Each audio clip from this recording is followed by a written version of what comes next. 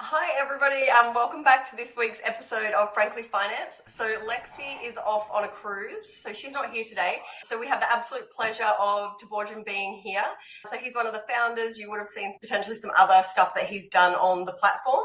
You might be familiar with him, but I'll hand it over so that he could say a little bit about, if you want to tell us about yourself, your career and what you do.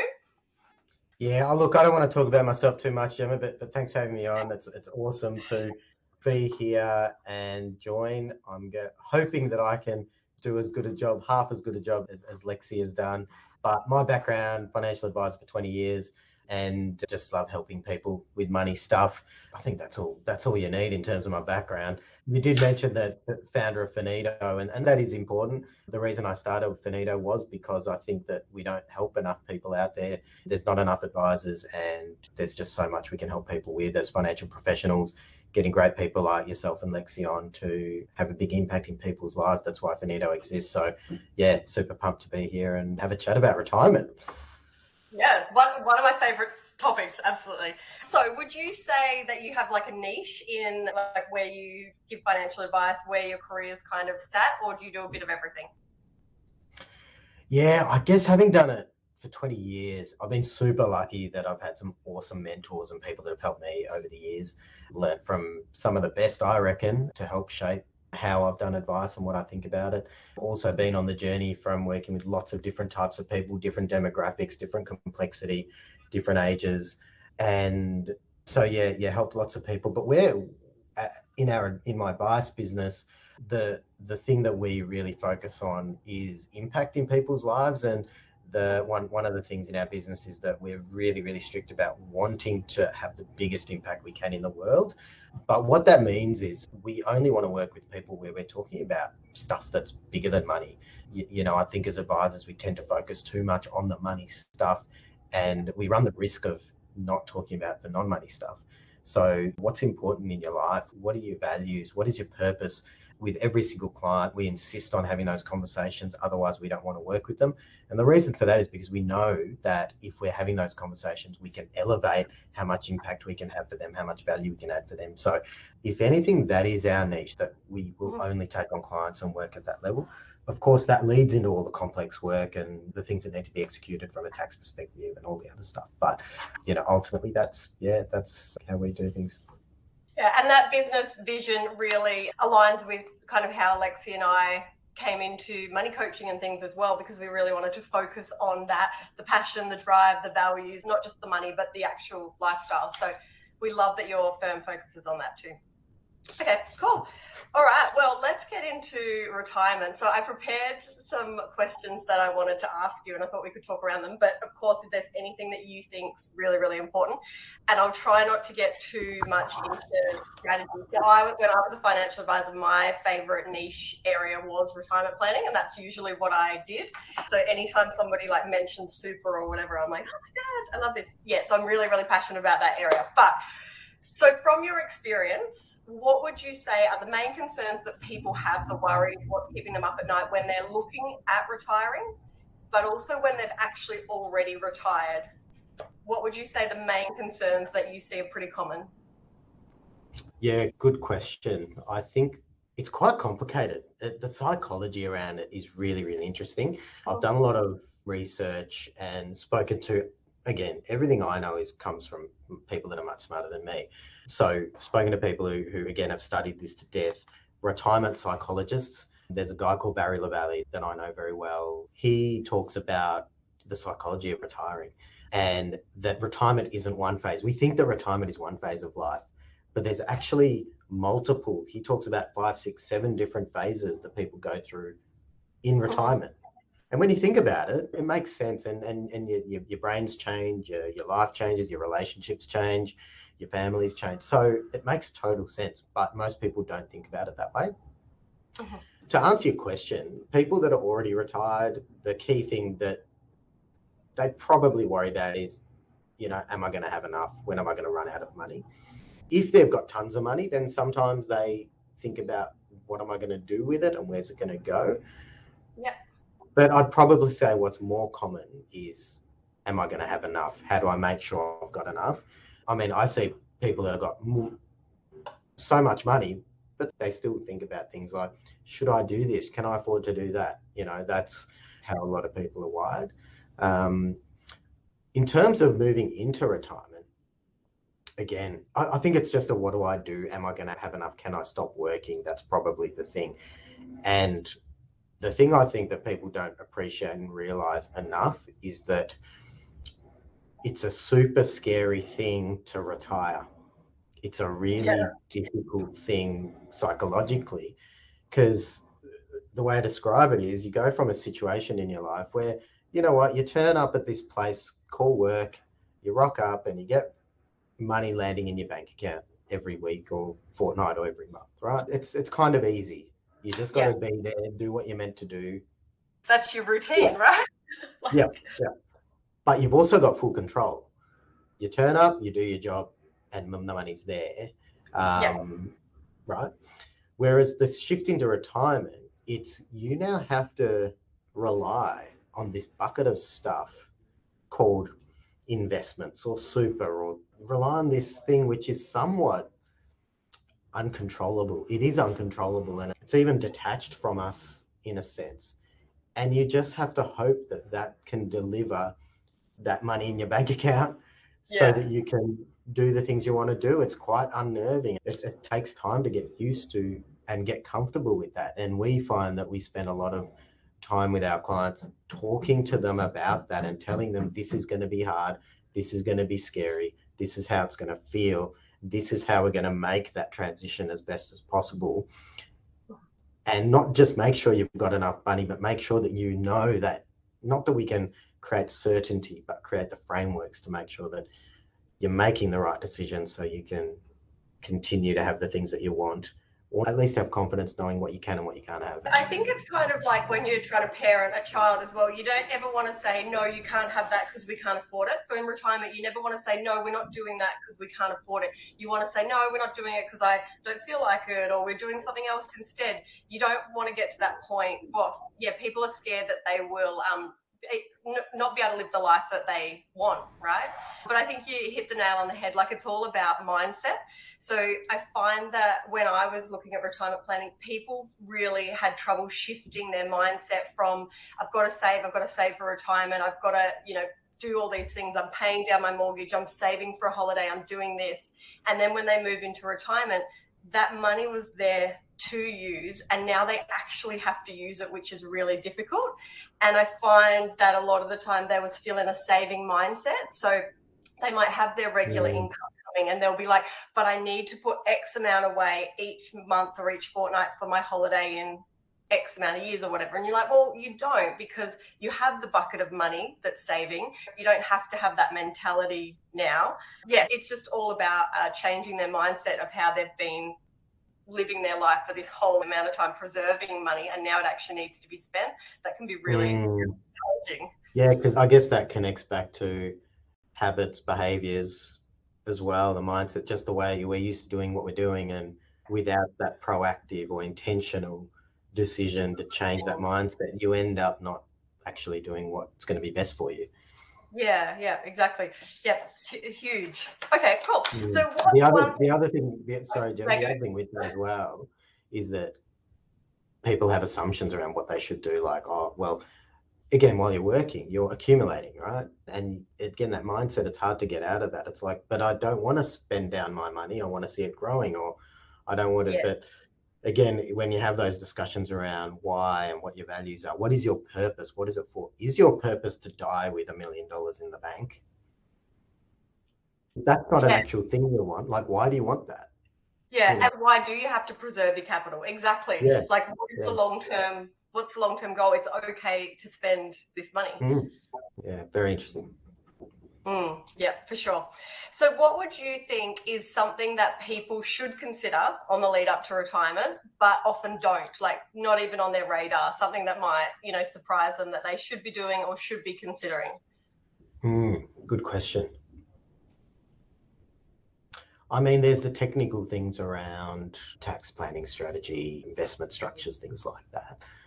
But again, I think when it comes to us humans, it's more around behavioral and psychological things. So I think the danger, and some people do it well, but probably more need to do it better. And I don't know what the percentages are, but we know that mental health is a massive issue generally.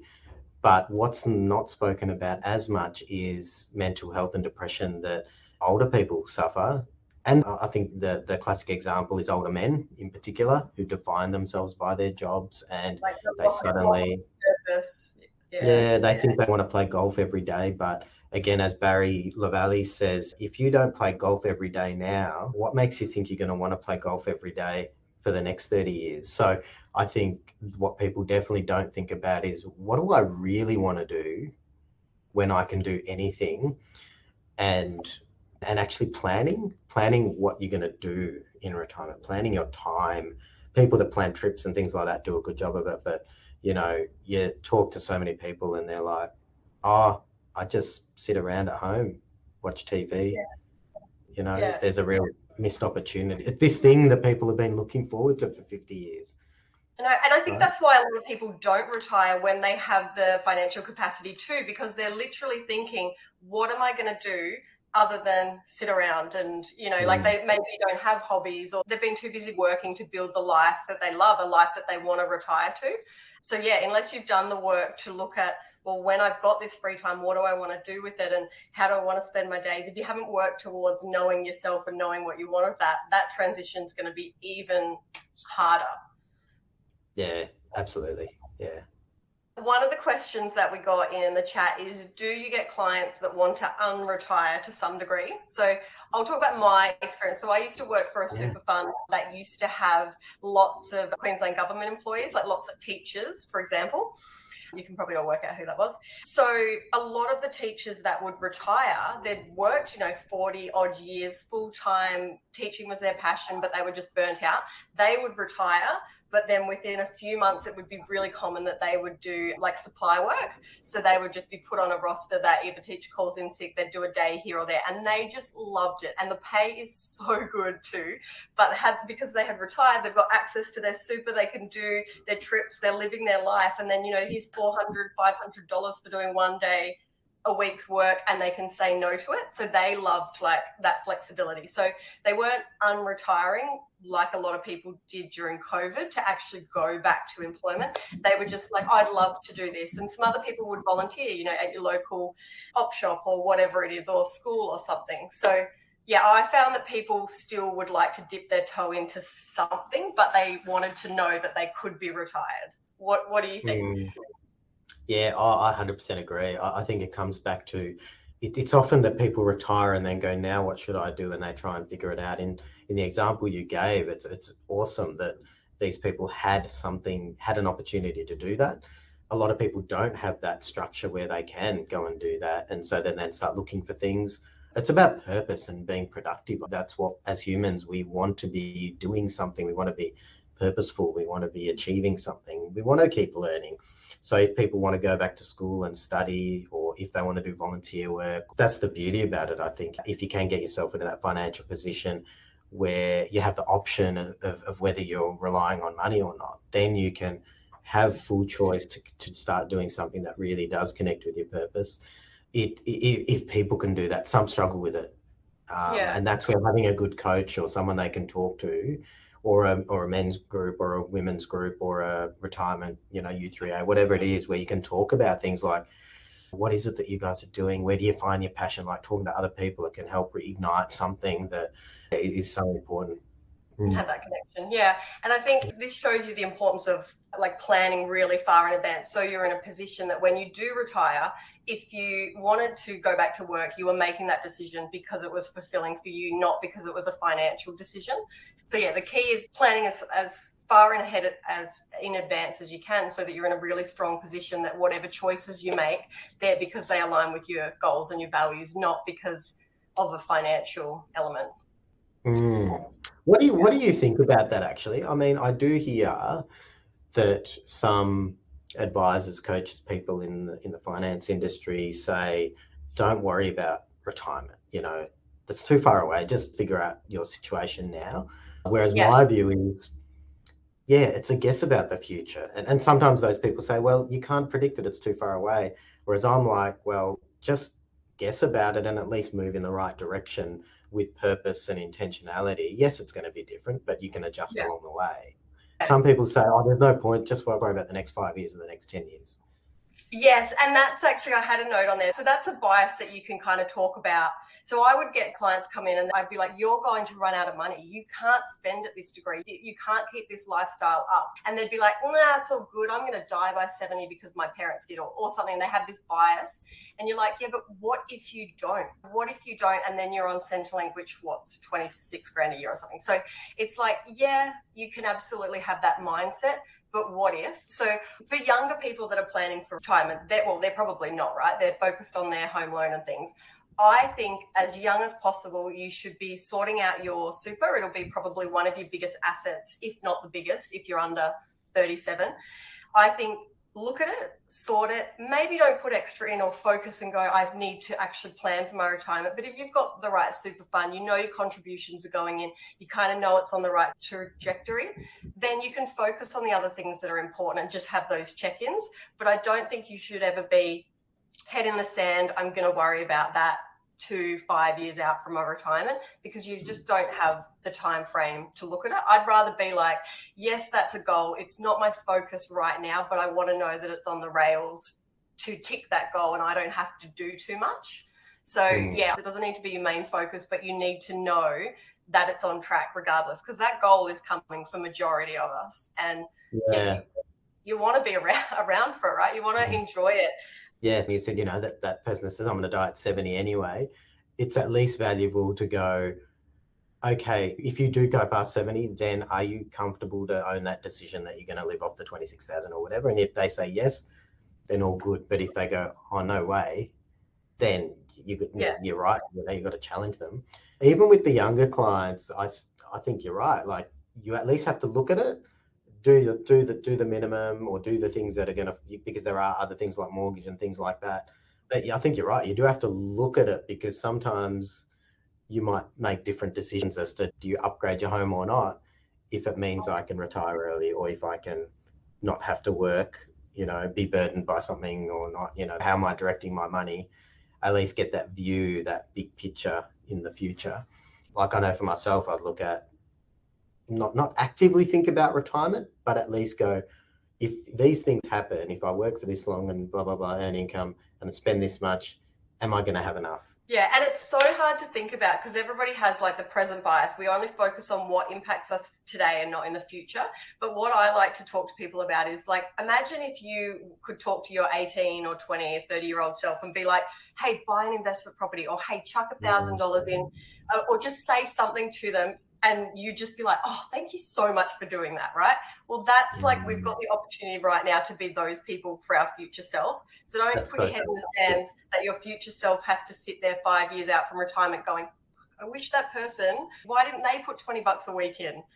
So try to imagine yourself as two different people. And because it's so hard to understand or imagine who we're going to be in the future, do it the reverse way. Because I know who I was at 18 and I had money to put away and I could have done all these things and I didn't.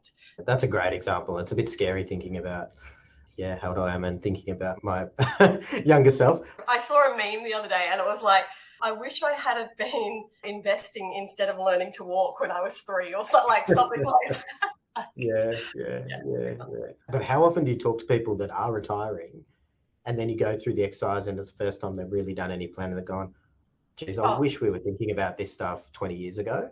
Everybody so for the 40-year-olds, when you're 60, when you're 70, you're going to be going, geez, I wish we at least thought about this, because we might have done things differently.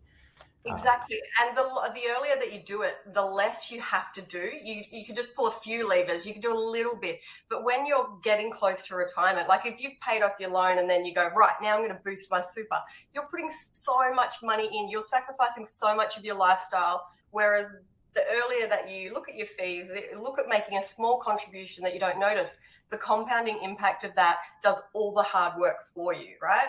Yeah, absolutely. So I was going to say, what are your 3 tips? Oh, well, we've kind of already gone through this. So my tips were going to be, like, when preparing for retirement, plan as early as possible, which we've gone through. My other one would be to like work on all the foundational stuff. So if you're not good with managing money right now while you've got a salary, you don't have a budget, you don't know what you spend, it doesn't have to be a tight budget, right? But you don't know what you spend, you don't know what you live At on. least know it, right? You need to know that stuff. And don't, like, as a financial advisor, I'd see people going, oh yeah, no, we can live off 60 grand a year. And I'm like, cool, well, right now you don't have a mortgage, you have a net income of 150 together.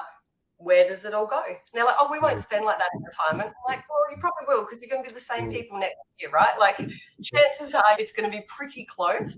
So I would say, get all your foundational stuff right. Like, work out how you do your budget, work out how you do your spending, how you got your bank accounts. Like, you can't wait till retirement to do all that stuff, because you're already on such a curve with all the other learnings, about your day, your lifestyle.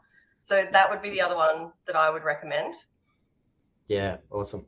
I'll go a bit more technical since you've gone with the smart foundational things. So totally agree with you. To give you a couple of different things, I'd go, investments are complicated and they're hard to understand, and there's so much rubbish out there in terms of the media and socials and what friends and family and people talk about.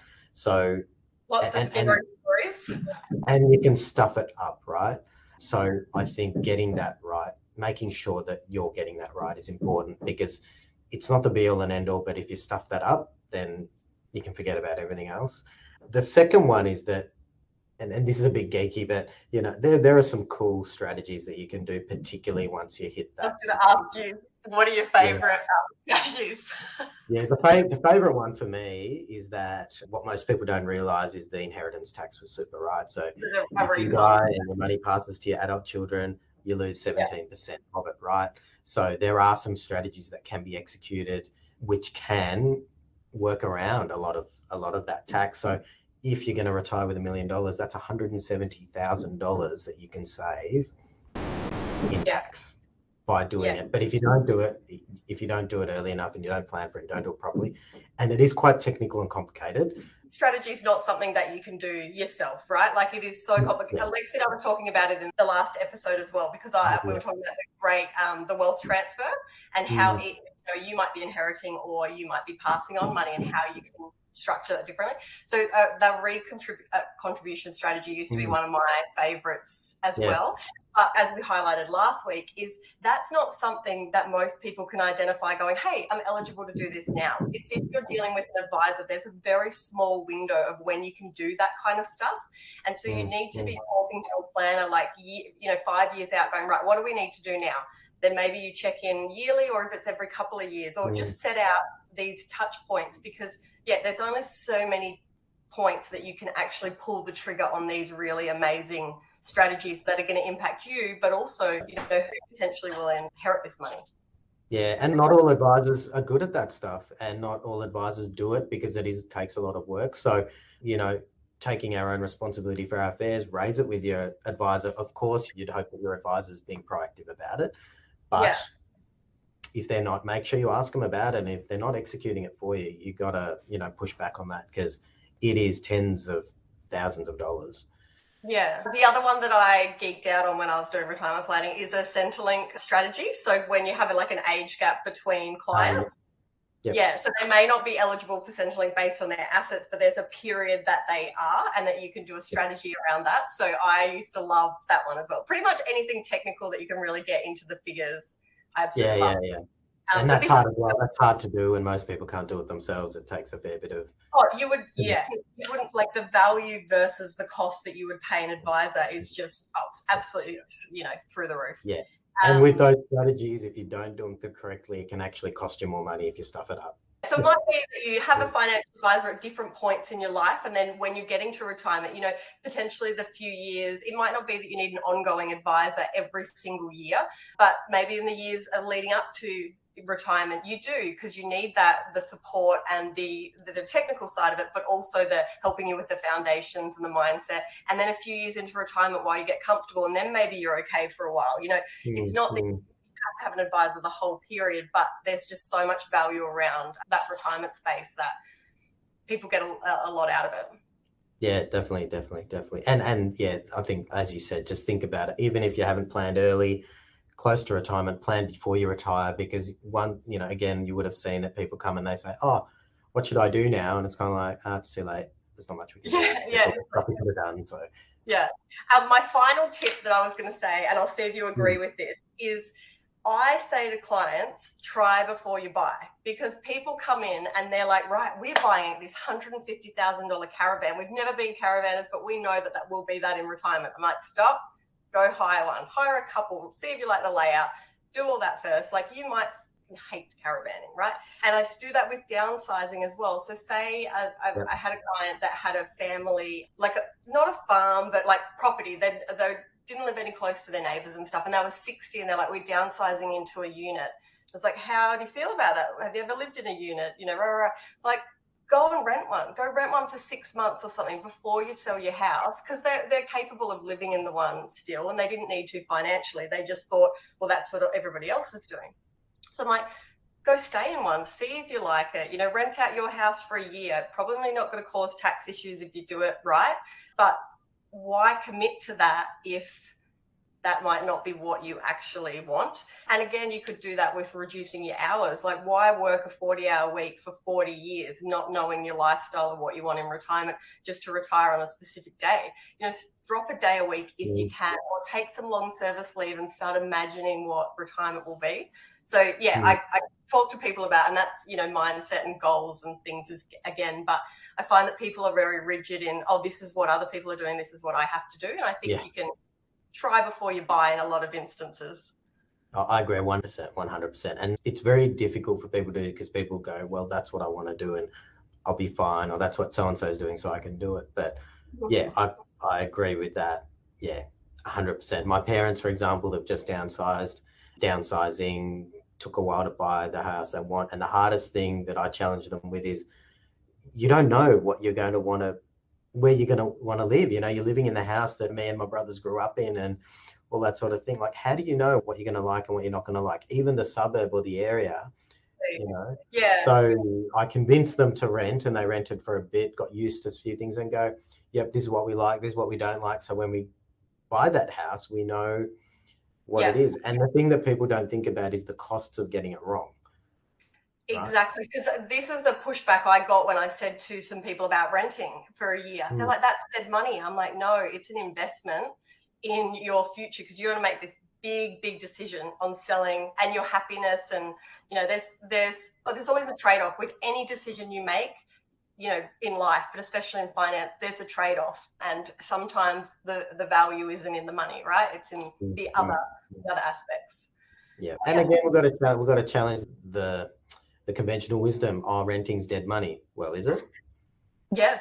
Yeah, exactly. That's all those misconceptions, and what works for you might not work for somebody else. But, you know, if people are thinking about retiring and not knowing where to go to, a financial advisor, a money coach, you know, there's lots of information out there, but getting it right and getting the right advice specific to you, as you said, like, it's costly to make mistakes at this point in your life when you're looking at retirement. You really can't afford to. So getting the advice and getting it right the first time is really key.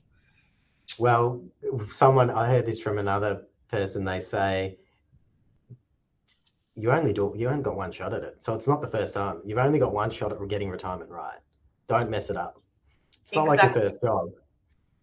That's exactly right. You don't have time on your side to correct it. So get advice, do it right, and then you are setting yourself up for success, you know, with your mental health and your outlook and how you're going to manage your money, but also how your money is going to fund your lifestyle.